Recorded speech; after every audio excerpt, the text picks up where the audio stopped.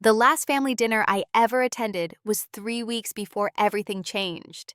It was supposed to be a simple holiday meal, just like every other year: roast beef, potatoes, overcooked green beans, and everyone pretending to get along. I flew in from New York like I always did, carrying more luggage than necessary, because I knew I'd be staying longer to help clean up. That night, we sat around the table, my father carving the meat, my mother complaining about how her back ached, my older sister Lindsay scrolling through her phone, and my younger brother Ethan talking about his next big idea, like it was already a billion-dollar company. I tried to smile, tried to act like it was normal. I had just paid off Ethan's tuition for the semester. Last month, I covered Lindsay's rent, and I had recently sent our parents the final payment for their new roof. Altogether, I'd spent over $20,000 that year alone on them. I never asked for a thank you. I didn't expect one, but I thought maybe they'd care enough to ask if I was okay. So I told them. Quietly, right between the mashed potatoes and the cranberry sauce, I said, "I lost my job last week." The silence was instant, but it wasn't concern. It wasn't empathy. It was discomfort. My mother looked up and said, "Well, I guess now you can finally figure out what you want to do with your life." My father chuckled. "About time. Maybe you'll learn how the real world works now." Ethan didn't even pause before saying, "So who's going to cover my last credit this semester?" No one asked what happened. No one asked if I needed anything. They just moved on, as if I was only useful as long as I had money. I sat there, heart thudding, trying to swallow my shame with the dry stuffing. I didn't argue. I didn't cry. I just nodded, cleaned my plate, and decided. That was the moment I knew, the moment something cracked inside me. They didn't see me. They never had. And soon they would learn what it felt like to be invisible. My name is Ava Barnes. I'm 32 years old, single, no kids, no pets. And until a few weeks ago, I worked as a senior financial analyst for a mid-sized investment firm in Manhattan. I'd built my career from the ground up, starting with nothing but a scholarship and 3 part-time jobs. I didn't come from money. I didn't come from much of anything, really. Just a suburban house in Ohio, with faded siding, a neglected yard, and a family that never really looked at me. Not truly.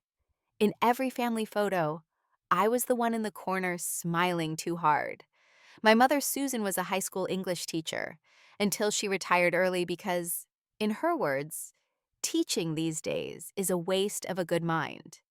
She spent most of her time at home correcting people and making sure we knew that being emotional was a sign of weakness. My father, Robert, was a mechanical engineer, stubborn, proud, and always right, even when he was wrong, especially when he was wrong. Then there was Lindsay, my older sister by 4 years. She'd married young, divorced younger, and moved back in with our parents when her ex-husband stopped paying child support. She never quite moved out again. She had a son, my nephew, who barely knew I existed. Lindsay always called me cold. She said I was too obsessed with work, too boring, too distant. But she never refused the help when I sent her money for groceries or her car repairs. My little brother Ethan was the baby. He was everyone's favorite. He bounced from startup to startup, never finishing anything, always talking big. Every time he failed, there was always someone to catch him. Usually me. I'd been paying part of his tuition for the last 3 years. He told everyone he had an angel investor. That was me. I never minded helping. At least that's what I told myself. I thought it was what family did. I thought if I gave enough, supported enough, held everything together long enough, someone would eventually see me. Not as the bank, not as the backup plan, but as Ava, the daughter, the sister, the person. But that never happened. Every Christmas, every birthday, every phone call, it was always about someone else. I was the one who booked flights, planned logistics, picked up the checks. And when I lost my job, when I finally said out loud that I needed a moment, they treated it like an inconvenience. I remember Lindsay's face that night. She didn't even look up from her phone. "So what are you going to do now?" she asked. I didn't answer. I just looked at her. And in that moment, I realized something that hit me like ice in the lungs. They didn't actually know me. Not really. They knew what I did for them. They knew how to lean on me. But not a single one of them knew who I was or what I needed. They never asked. And I'd spent my entire adult life pretending that was okay. Pretending that being useful was the same thing as being loved. I kept a spreadsheet. Not because I was planning anything, not back then. At first, it was just a habit. I worked in finance, numbers made sense to me. People didn't, so I tracked what I gave every Venmo transfer, every wire, every credit card payment, tuition for Ethan's summer program. $2,400. Lindsay's divorce lawyer, $8,000 paid in 3 installments. My parents' roof repair, $15,000 flat with an extra $200. For unexpected structural costs, my father said he'd pay back but never did. The numbers started small, 40 here, 100 there. But over the years, they stacked like bricks, heavy ones. I recorded the dates too, the excuses, the promises to repay. I kept screenshots of texts, emails with subject lines like, just until Friday, or can you cover this real quick? I even had voice memos, accidental ones from calls where my name came up, things they never meant for me to hear. Ava's got it, Lindsay said once. She always does. My mother laughed. Well, she doesn't have much else going on. They never said thank you.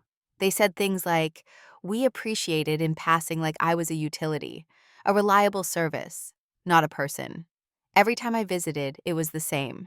I'd arrive, drop my bag, and be handed a list of things that needed fixing. Light bulbs, taxes, online banking. I was the tech support, the accountant, the extra income stream. When I told them about a promotion I got 2 years ago, they blinked and moved on. My mother asked if that meant I could now help Lindsay buy a used car. I said yes. I always said yes. I thought saying no would make me selfish. I thought it would make me less of a daughter. But the resentment was growing, quietly, like mold behind wallpaper. I noticed how Ethan never had to explain where the money went, how Lindsay could book vacations while struggling to pay rent, how my father could drop 500 on golf clubs but still ask me to cover his prescription costs. I noticed how none of them ever asked how I was doing. And when I lost my job, I noticed how fast they moved away from me, like I was only as valuable as my paycheck. That's when the spreadsheet stopped being a ledger.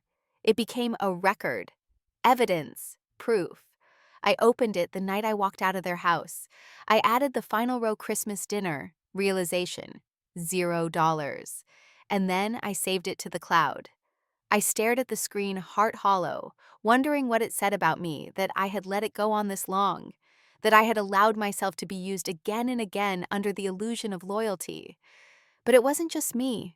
It was how I was raised, to be quiet, to be helpful, to make things easier for everyone else.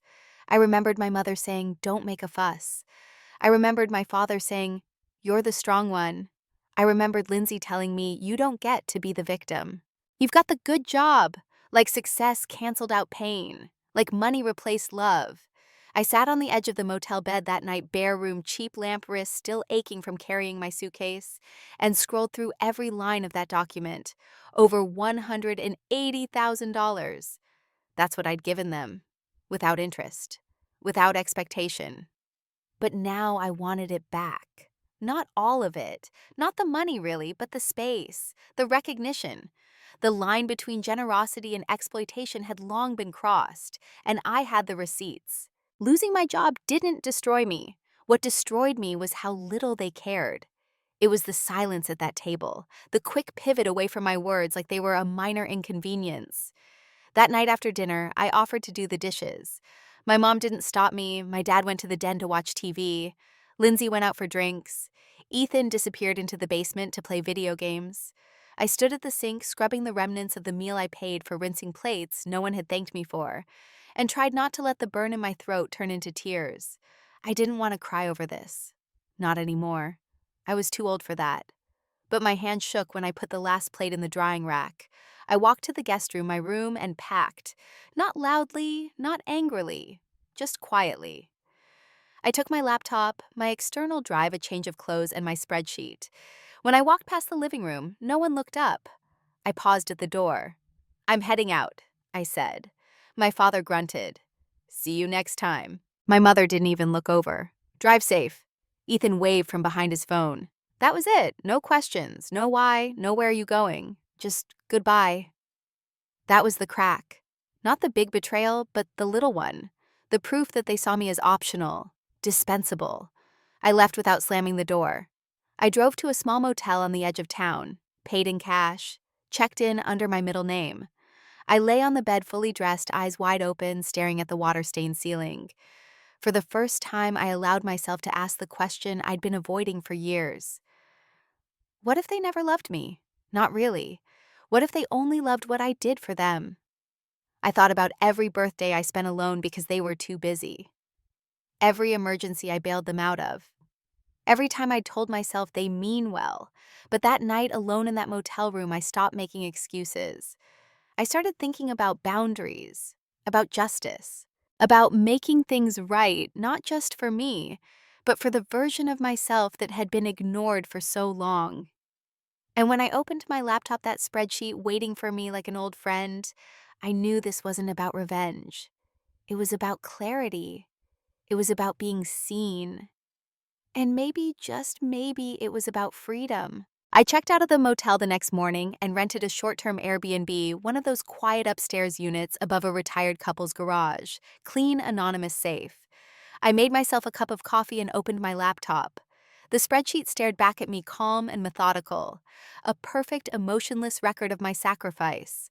I created a folder titled Restitution. Inside, I placed the spreadsheet, then started adding attachments. Screenshots of bank transfers, PDFs of tuition invoices, text messages asking for help, always urgent, always expectant. A scanned copy of the check I wrote for my father's dental surgery. Venmo receipts for Ethan's textbooks. The Lyft ride I paid for when Lindsay's car broke down again. I organized them by year, color-coded the entries. I didn't cry. I didn't even feel angry. Just focused.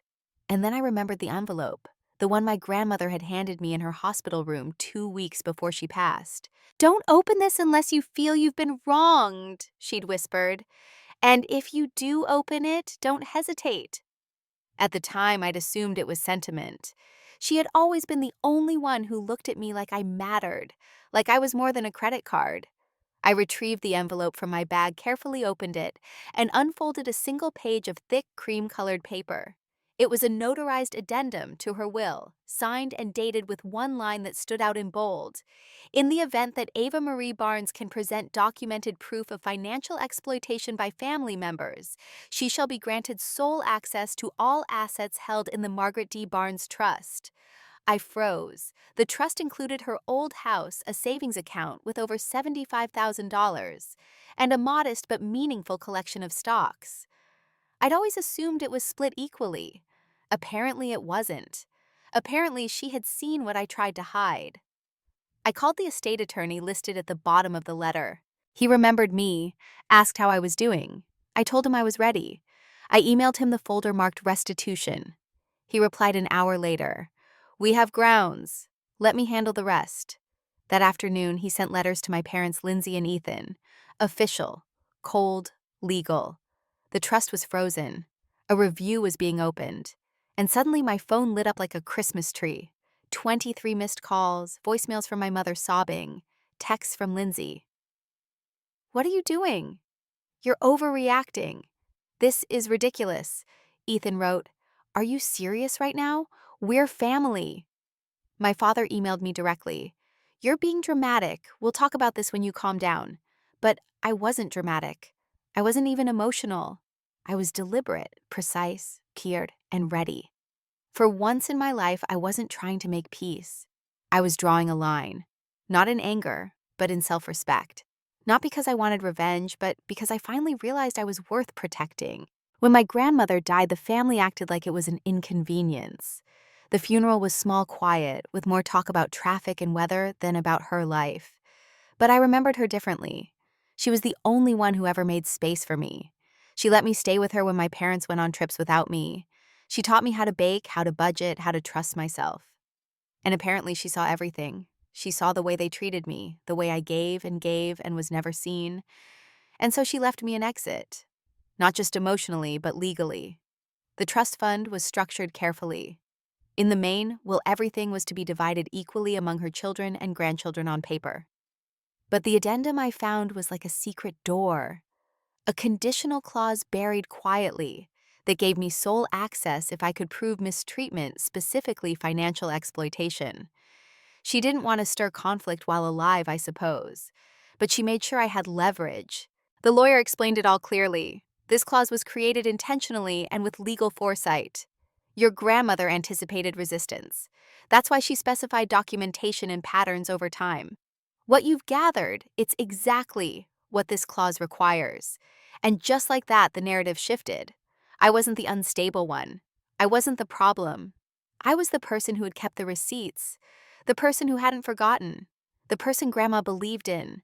That validation, that quiet whisper from the past, meant more than I could explain. She had seen me, not just once but deeply, consistently, long before I ever found the courage to stand up. When the letters went out, everything paused. No more jokes, no more casual dismissals. They didn't laugh anymore. They called, they emailed, they begged, but it was too late. I wasn't shutting a door, I was walking through one. One my grandmother built with care, brick by brick, in case the people closest to me ever pushed me too far. They asked for a meeting. My lawyer suggested we do it at his office. Neutral ground, professional. I agreed. It was cold that morning, the sky pale and brittle. I arrived early, sat in the waiting room with a cup of bitter coffee and waited. They came in together, my parents, Lindsay, Ethan, like a unit, a front. My mother's eyes were red. My father looked annoyed. Lindsay wore sunglasses indoors. Ethan kept checking his phone. No one said hello. The conference room was too warm. My lawyer, Jonathan, opened with a summary, the clause, the evidence, the timeline. He was calm, clinical. My parents interrupted, talked over him. "This is absurd," my father said. "It's family business. We didn't do anything wrong." My mother snapped. "We were just trying to help our children get ahead." I didn't respond. I watched. Lindsay finally looked at me. "Why now?" she asked. "Why make everything so ugly?" "It was already ugly," I said. "You just didn't notice." Ethan leaned forward. "So what, you're taking everything? You're punishing us for accepting help?" "Help?" I raised an eyebrow. "You never asked. You expected. You demanded. And when I lost my job, not one of you offered anything in return. Not even kindness." My father shook his head. "You're twisting things. We're your family. We love you." "Then why did no one ask if I was okay?" Silence. Jonathan slid a packet of documents across the table. "This is a proposed settlement. Ms. Barnes is offering to resolve this privately. She receives full ownership of the trust assets. In return, she will not pursue legal claims or release documentation publicly. You will sign waivers agreeing to no future contact or financial expectations." My mother looked like she might scream. "You want to erase us?" "No," I said. "I want distance, boundaries, peace." "You can't do this," Lindsay said. "This isn't who you are." I met her eyes. "You have no idea who I am." Ethan scoffed. "This is about the money. Admit it." "It's about the principle," I said. "But yes, I'm taking back what I gave, because I'm done pretending you didn't take advantage of me." They argued, blamed, denied. My mother cried. My father threatened. Lindsay begged. Ethan accused. I didn't budge. I didn't raise my voice. I had already left the room emotionally. I was just waiting for the paperwork to catch up. They signed eventually, angry, defeated, confused. But they signed. And for the first time in my life, I walked out of a room with all of them in it and didn't feel small, didn't feel guilty, didn't feel like the afterthought. I felt seen. And I didn't owe anyone anything. The terms were clear. I would gain full access to my grandmother's trust, her house, the savings, the stock portfolio. They would waive any claims, relinquish any expectations, and agree to no further contact. In return, I would not press charges. I wouldn't publish the financial records or pursue restitution in court. It wasn't a threat. It was an exit. They signed each in silence, each for different reasons. My mother didn't look at me. My father sighed the entire time. Lindsay rolled her eyes. Ethan mumbled something about betrayal, but they signed. My lawyer filed the paperwork the next morning. The assets transferred by the end of the week. I changed the locks on the house, opened a new bank account, And then I sat alone on the floor of my grandmother's old living room, the one that smelled like cedar and lavender, and let myself breathe. This wasn't about revenge. I didn't want to ruin them. I didn't need to see them suffer. I just wanted my life back. I wanted space to exist without owing. I wanted proof that I mattered. That's what this deal gave me. Not wealth, not superiority, just freedom. They tried to spin it, of course. Called relatives, spread stories, claimed I manipulated an old woman, claimed I fabricated evidence, claimed I lost my mind. But they didn't have the documents. They didn't have the voice of the woman who saw me when no one else did. And they no longer had access to me. They would move on eventually, find new narratives, new excuses, but I didn't care. I had what I needed. I had silence. I had safety. I had a home that didn't cost me parts of myself to maintain. That was enough. More than enough. I moved into the house 2 weeks after the paperwork cleared. It needed work. The floors creaked, the wallpaper peeled, the kitchen smelled like it hadn't been aired out in years. But it was mine. Every corner, every key, every quiet room that didn't carry someone else's expectations. I painted the walls soft gray, replaced the curtains with linen ones that let in the light. I donated all the old dishes, scrubbed the baseboards, cleaned out the closets. And for the first time in my adult life, I set things up the way I like them: books, organized by feeling, not genre. A kettle always on the stove, a reading chair by the window. I found a job part-time at first consulting for small businesses online. I started offering financial literacy workshops for women, teaching them what I'd learned the hard way: how to budget, how to say no, how to recognize manipulation wrapped in love. It wasn't glamorous, but it felt real, sustainable, honest. I cooked for myself. I made too much food and saved the leftovers like a small act of kindness. I started walking in the mornings, listening to podcasts, breathing in air that didn't taste like judgment. I adopted a cat, Ginger Needy Opinionated. I named him Oliver. I didn't tell anyone, not out of secrecy, just because I didn't need to share anymore. I didn't need their approval. I didn't need to explain my choices. I didn't need to defend my peace. Sometimes I caught myself reaching for my phone when something good happened, wanting to text someone, my mom, my siblings, but I didn't. I sat with the moment instead. I learned how to celebrate quietly, how to belong to myself. I hung a photo of my grandmother in the hallway. She was young in it, laughing, her eyes half closed. It reminded me that someone once saw something in me worth fighting for. I lived simply, intentionally, and I didn't look back. Not once. It was a Wednesday when it really hit me. I was sitting at the small kitchen table with a cup of tea, the sun filtering through the linen curtains, Oliver curled up on the windowsill. No one had called in weeks. No one had texted. There were no emergencies to fix, no invoices to cover, no guilt-tripped requests to navigate. Just quiet. Just me. I didn't know what to do with that kind of silence at first. It felt like walking into a room that used to be filled with shouting and realizing it had been soundproofed. I kept expecting the noise to return, but it didn't. Slowly, I started filling the silence with my own voice. I began writing, not for work, just for me. Little essays, notes, reflections on everything I had ignored for years. I wrote about obligation, about guilt, about how being needed isn't the same as being loved. I wrote about the danger of being the responsible one in a family that refuses to take responsibility. I wrote about my grandmother and how her quiet foresight gave me an escape hatch when I didn't even know I needed one. I never published any of it. It wasn't for the world. It was for the girl I used to be, the one who smiled too hard in family photos, the one who paid everyone else's bills, the one who thought love was something you earned by sacrificing yourself. One night I lit a candle, made a small dinner, and sat at the table alone. Not lonely, just alone. I raised a glass, not to revenge, not to victory, but to freedom, to the right to live without being drained, to the right to exist without permission. And I said softly to no one but myself, "You did the right thing. The next morning, I watered the plants, fed Oliver, opened the windows, and started my day. Nothing dramatic, nothing grand, just life, mine, fully mine.